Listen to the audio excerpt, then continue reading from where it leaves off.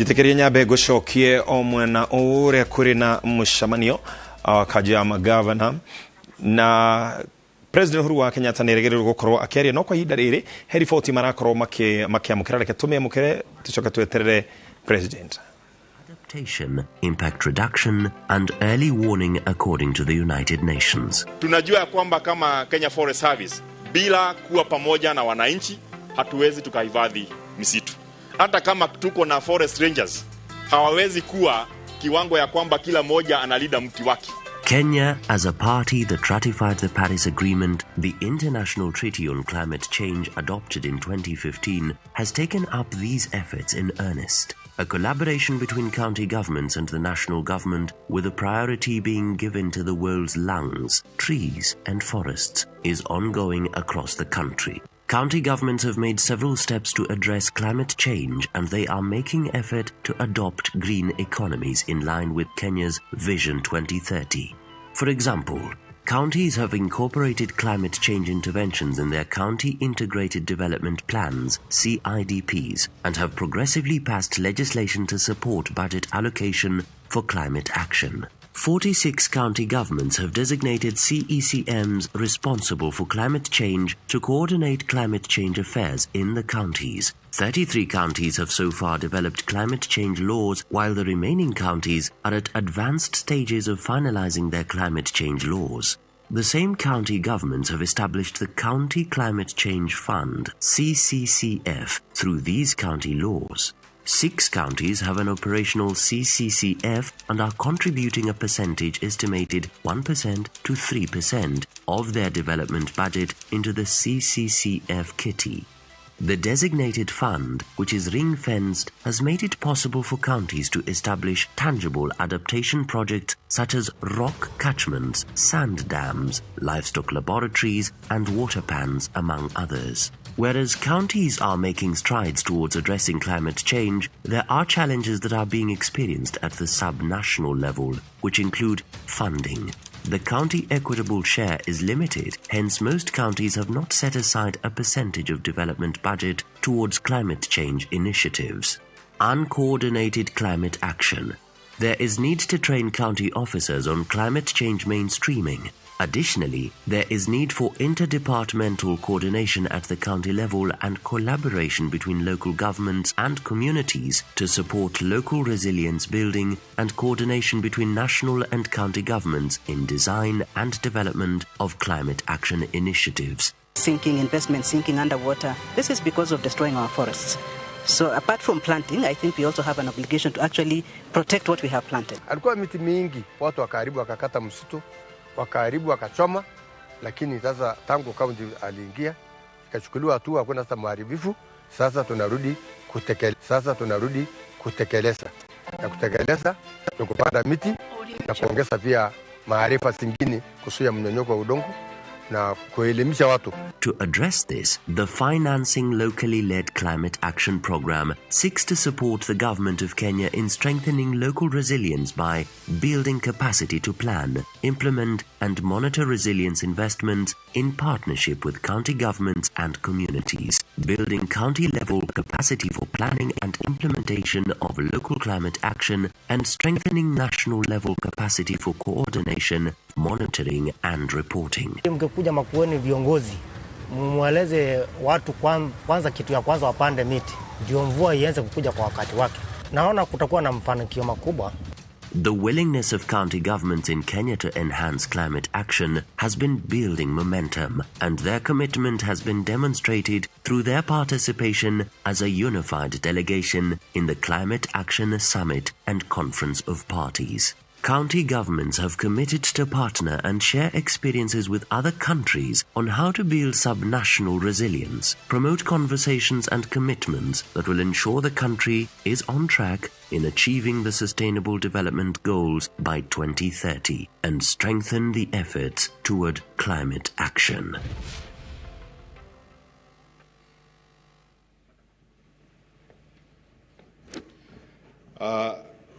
It's now my distinct honor and pleasure to request you, ladies and gentlemen, to be upstanding as we welcome His Excellency, our President, to speak to us by video link.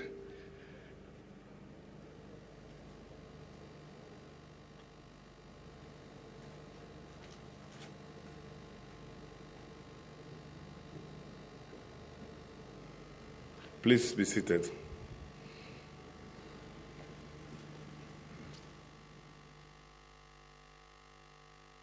Great pleasure to join you today for the official opening of the 7th Annual Devolution Conference held here in this wonderful county of Makueni.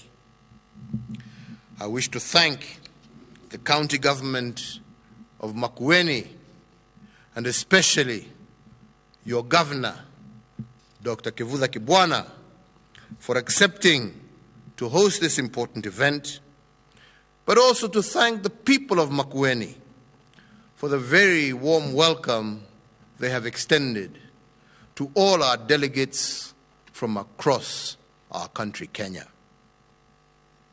Ladies and gentlemen, this Devolution Conference has become a key platform through which both the national and county governments come together, reflect upon, evaluate, and benchmark their performance on policy and implementation, the legislative framework, accountability, but more importantly, service delivery. The conference also gives us an opportunity for the two levels of governments to demonstrate their commitment and to rededicate, to cooperate and to work together to achieve the dream of devolution. Ladies and gentlemen, of all the programs Kenya has implemented since independence to spur social economic development, devolution has had the deepest and most far-reaching impact on the lives of our citizens. Indeed, today, the devolution achievements and dividends are a visible reality in all parts of our country. Everywhere you go across the country, you find more empowered communities and note major improvements in infrastructural development, healthcare, and basic services and service delivery. In the last decade, we have come a very long way on the devolution journey, but it remains work in progress.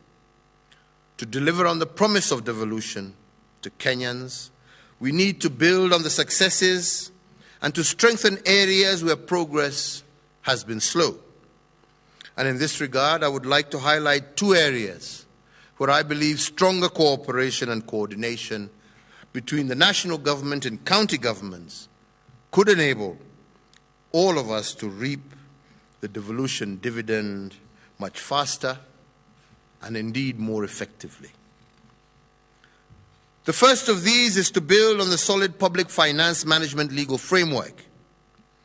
We have to ensure that the distribution of resources between and within regions is more equitable and to focus more sharply on getting better value for the monies that we spend. The second is to work towards becoming a truly responsive government by promoting and increasing accountability at all levels and ensuring that citizens are actively engaged in decisions and actions that impact on their lives. Ladies and gentlemen, such an enhanced spirit of cooperation, coordination, interdependence, and support between and amongst ourselves has served us remarkably well since March of 2020, when COVID-19 first was reported here in Kenya. The two levels of government swiftly came together, and we forged a formidable alliance with our private sector, our development partners, faith-based institutions, and we formulated a comprehensive action plan to win the war against the pandemic. And as these efforts included the nationwide vaccination campaign that we now continue, I have no doubt that we shall win this fight. This, fellow leaders, the approach we should take to tackle new challenges, including our challenge to climate change, the theme of our conference this year. So, ladies and gentlemen, turning to this, the 7th Annual Devolution Conference, I am delighted to note that the conference theme focuses on climate change, specifically the multi-level governance for climate change. And I further note that the aim is to strengthen subnational governments for them to act on climate change through development of a more robust and focused execution of mitigation and adaptation strategies. Climate change, ladies and gentlemen, is not a future problem, but a present and serious threat to all our counties and to all nations of the world. Climate change poses an existential threat to Kenya, even though our role in precipitating the problem is negligible. We contribute less than 1% of the current greenhouse gas emissions, yet we are the recipients of. To understand the gravity of the climate change threat, let us for a moment consider these numbers. Globally, Kenya has been ranked as the 31st most vulnerable country to climate change. Climate change impacts leads to loss of about 3% of our gross domestic product annually. In the last 2 years, we have witnessed the worst locust outbreak in 25 years, which has left about 1 million people food insecure in the entire Horn of Africa region. The rising water levels of the Rift Valley lakes, Lake Victoria, and the Turkwell Gorge Dam have displaced nearly 400,000 people in 13 of our counties and affected biodiversity, including our flamingo population in Lake Nakuru. And as we meet today, about 2.5 million people in 23 counties are facing famine because of drought. So, ladies and gentlemen, recognizing that no single nation can alone manage the challenges of climate change, the world came together and established the United Nations Framework Convention on Climate Change. Kenya is a signatory to the UN Framework Convention and has participated and made significant contributions during the just concluded UN Climate Change Conference in Glasgow, the United Kingdom, which some of you present here today participated in. At the national level, my administration has adopted a comprehensive set of policies, rules, and procedures to address climate change. The effect, as you are all aware, has culminated in the development of the following key instruments. The first of these is the Climate Change Act 2016. The second, the National Drought and Management Authority Act of 2016. The third is the National Climate Change Framework Policy of 2018. The fourth, the National Climate Finance Policy of 2018. The fifth, the National Climate Change Action Plan 2018 to 2022. Sixth, the National Adaptation Plan 2015 to 2030. And seventh, the Green Economy Strategy Implementation Plan 2016 to 2030. These policies are currently being mainstreamed to sectors in forestry, agriculture, water, energy, waste management, and health. It is important to underscore that since most of these functions are devolved under Schedule 4 2 of the Constitution, it is critical, therefore, that the two levels of government work closely together if we are to execute them effectively. This effort, ladies and gentlemen, reflects our resolve and Kenya's resolve, as well as desire, to play our part in the international community's effort to address climate change, including preventing global temperature rises above 1.5 degrees Celsius. Further, Kenya recently joined the Adaptation Action Coalition and the UN Call for Action on Adaptation and Resilience.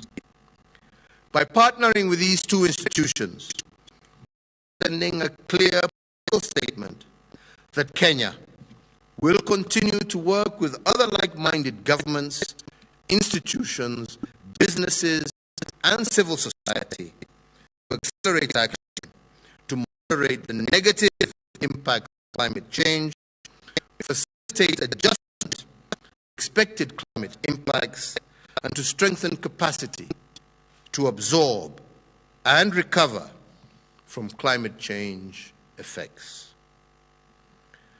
I note with much appreciation that 33 county governments have developed county-specific laws on climate change, and that a few of them are providing strong leadership on this agenda.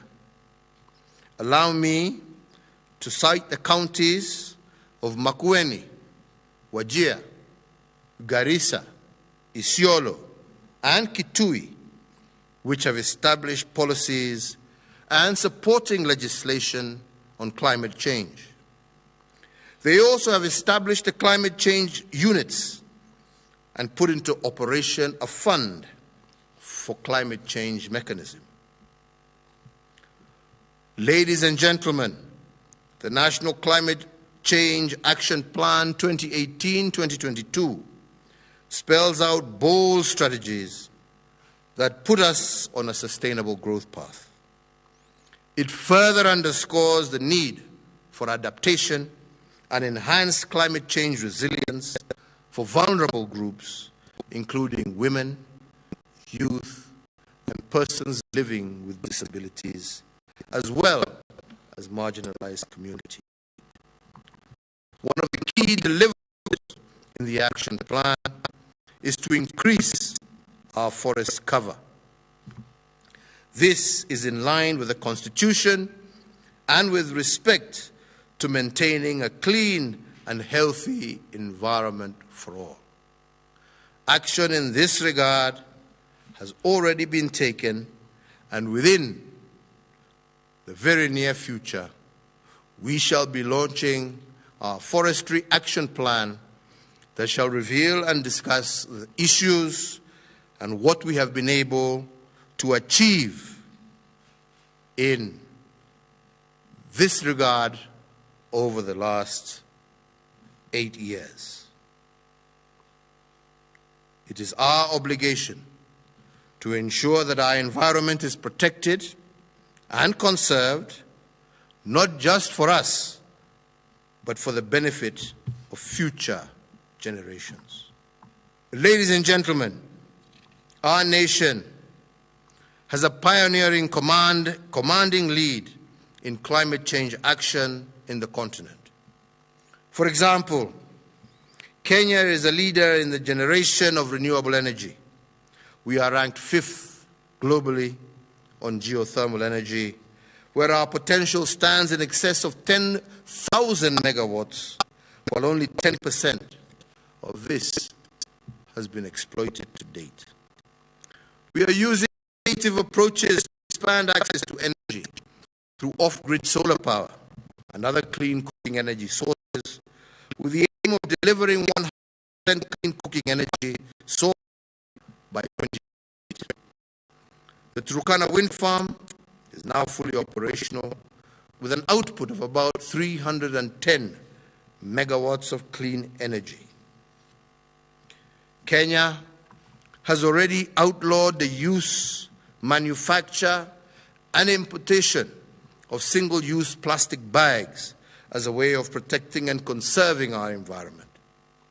The two levels of government are investing on sustainable waste management projects to achieve a net zero plastic waste by the year 2030.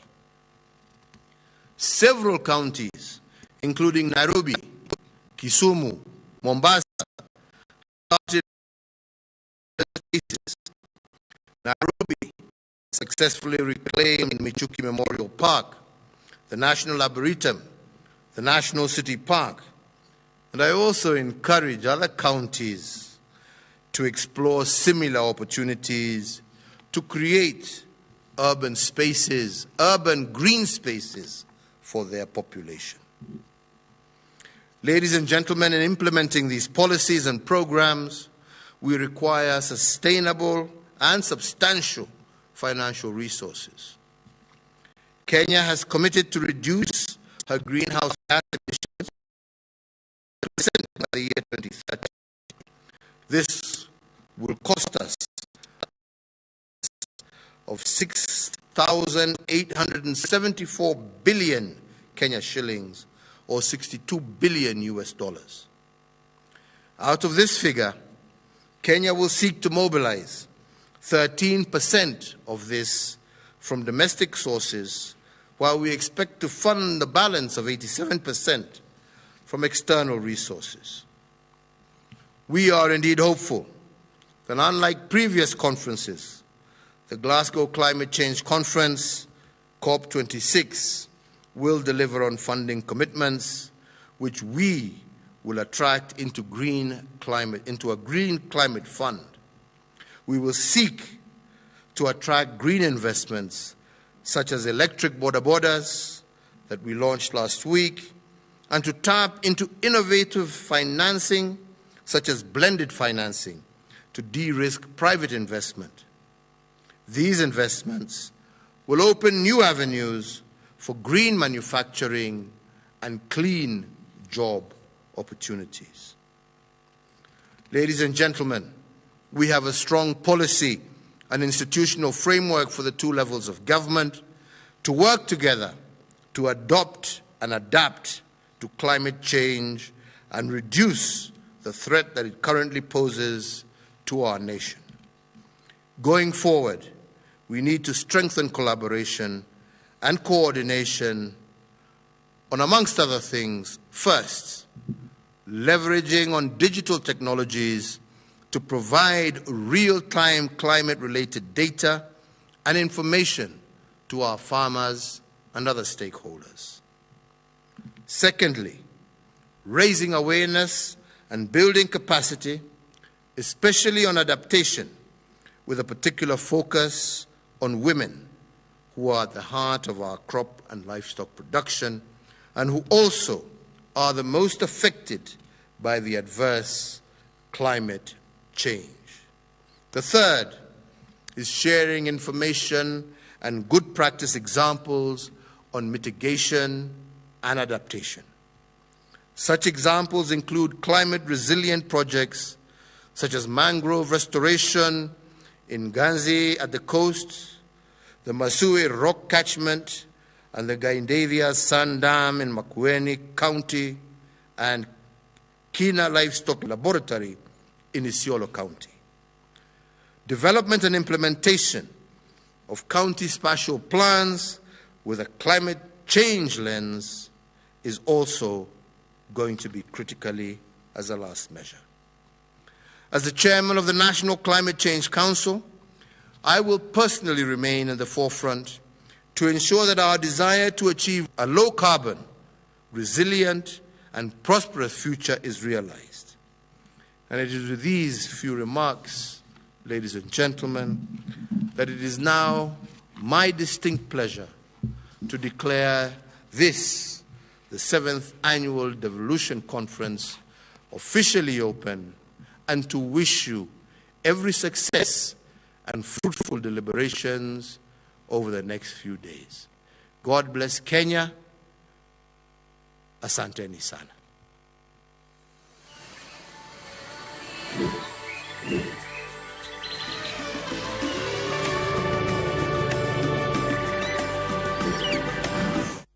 akorwo akihingura kigomano kia mugwanja kia magavana na ndikwenda kuongerera muno tondu mathani matengera muno ningia kumenyithia ciĩgiĩ ngucanio cia gĩkombe kĩa UEFA Champions League kiria iria irathakirwo hwaĩ wa ira nĩ timu ya Chelsea na Manchester United na icio ni mwe cia riboti iria tũgũkorwo tũgĩkũharĩria mũtambo-inĩ witũ wa thaa ĩmwe. Thiĩ na mbere na kwĩrorera ceceni ya Inooro TV o nginyagia tũcemanie rĩngĩ mũthenya wa rũciũ. Njĩtagwo Ken wa Kũraya.